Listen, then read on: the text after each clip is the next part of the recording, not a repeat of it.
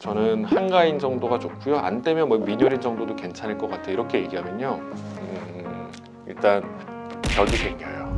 사실은 재수술을 부르는 가장 큰 요소라고 할 수 있습니다. 하면 아주 만족스러운 수술 결과를 얻을 수 있지 않을까 생각합니다.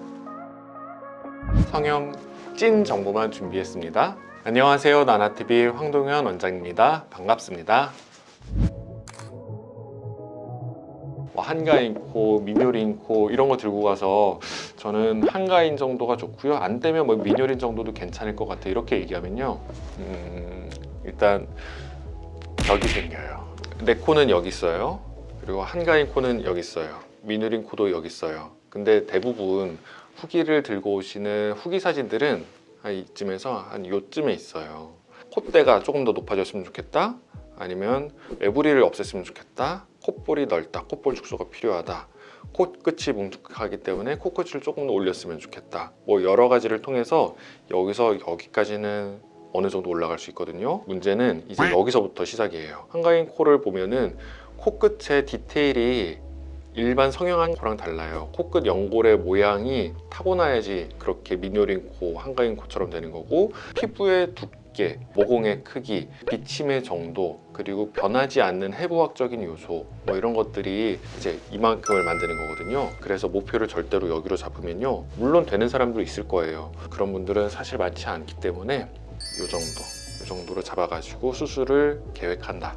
그리고 그거를 선생님께 어필한다 하면 아주 만족스러운 수술 결과를 얻을 수 있지 않을까 생각합니다.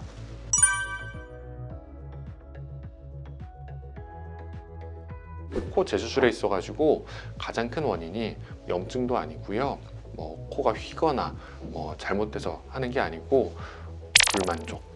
그러니까 그 불만족이 언제 생기냐? 처음에 내가 이제 콧대가 낮고 코가 뭉툭하고 코가 넓고 이런 부분이 개선되면 굉장히 만족감을 느끼다가 나보다 예쁜 친구 봤을 때 생기는 불만족, 또는 다른 친구가 나한테 얘기한 그 부분에 대해서 발생하는 불만족들이 사실은 재수술을 부르는 가장 큰 요소라고 할 수 있습니다. 그래서 코 수술을 하기 전에 정확하게 내가 내 코에 대해서 어디가 불만이다, 난 콧대가 낮은 것 같다, 아니면 콧볼이 넓은 것 같다, 코끝이 뭉툭한 것 같다, 코가 짧은 것 같다, 이런 부분, 개선하고 싶은 부분을 생각의 정리를 잘 한 다음에 수술 계획을 잡는 게 어떻게 보면 수술 만족도를 높일 수 있는 방법이고요.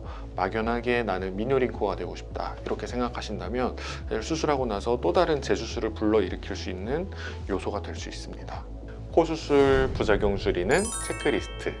첫 번째는 수술 재료 선정, 두 번째는 수술 방법, 세 번째는 수술 후 관리.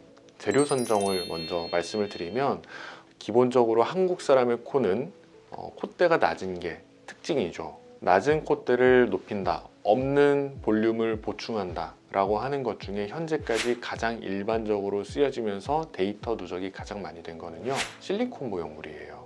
이를 통해 가지고 부작용을 매우 낮은 수준으로 유지하면서 콧대를 쉽게 높일 수가 있어요.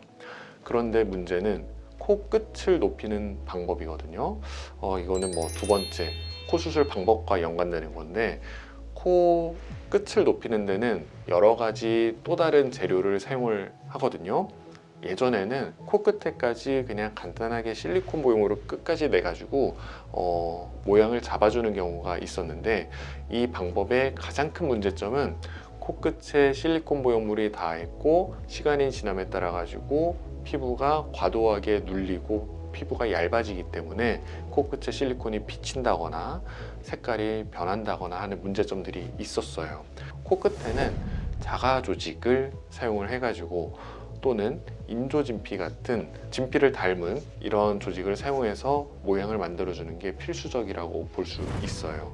코끝을 올리는데 굉장히 단단한 물질을 사용하는 경우들이 있는데, 이러한 방법 또한 마찬가지로 피해야 하는 방법 중에 하나라고 봅니다. 하나 좀 덧붙여서 말씀드리고 싶은 게 있는데, 많은 분들이 제일 크게 오해하고 있는 것 중에 하나가 코 수술을 하고 나서 염증 또는 구축 등의 부작용이 실리콘 때문에 생긴다 라고 많이 오해해서 어떻게 하면 실리콘을 사용하지 않으면서 수술을 할까, 그래서 무보형물 코성형을 선택을 하기도 하고 다양한 보형물을 쓰지 않는 방법을 하려고 하시는데요.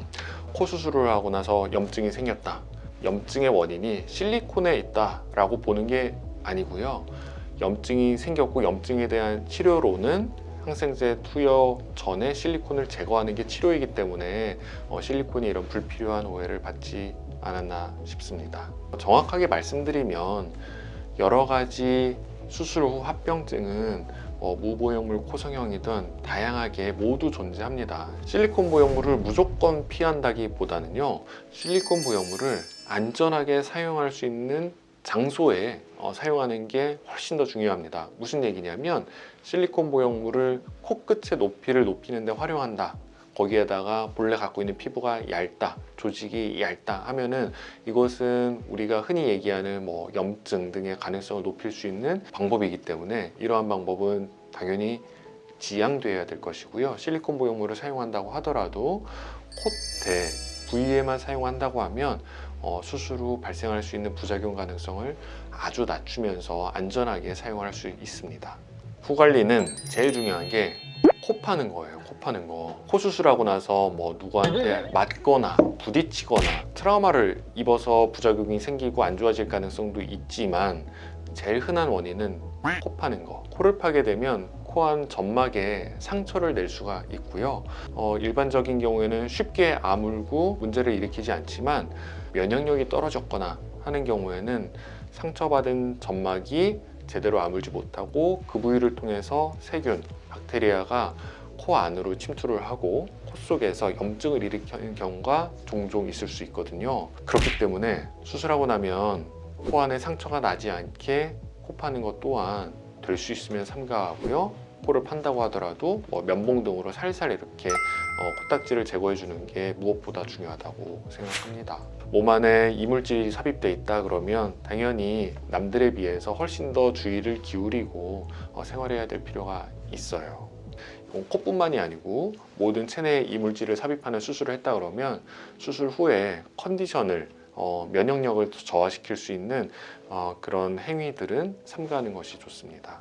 코 수술을 계획하고 계신다면 막연하게 한가인 코, 미누린 코를 찾으실 게 아니고 본인이 갖고 있는 코의 불만족 사항에 대해서 잘 생각을 해보시고 본인이 원하는 코 모양 같은 것은 사진 후기를 많이 검색해서 의사 선생님을 찾아가고 충분한 상담을 통해서 내가 갖고 있는 이런 단점을 충분히 보완, 극복하고 원하는 코 모양으로 만들 수 있는지 체크하는 것이 가장 중요하다고 할 수 있겠습니다.